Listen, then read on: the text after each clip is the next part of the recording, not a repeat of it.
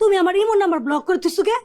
আরে তোমার imo number তো আমার বউ চিনে, কোন ফোন দিয়া বহ, এটা দেখলে তো আবার কি না কি মনে করবো, এর লিগে ব্লক করে রাখছি।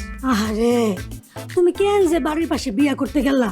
তুমি যদি দূরে বিয়া করতা তোমার বউ আমার নাম্বারও চিনতো না, ব্লক করা লাগতো না। ভাবি, বাড়ির পাশে বিয়া করে কি ঠকাতে ঠকছি। একটু আগে আমার শ্বশুরের 3 বছর আগের বাকির টাকা দিয়ে আসতে হইলো।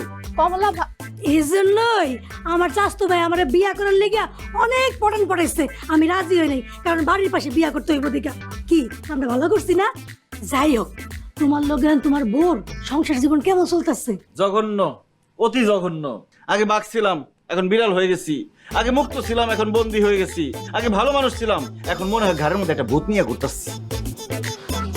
আমার বোনরে ফালাইয়া এইখানে বসে কমলা ভাবির সাথে টাঙ্কি মারো দোলা ভাই। দাঁড়াও, এক্ষুনি গিয়া আপার কাছে সব বইলা তোমার বাস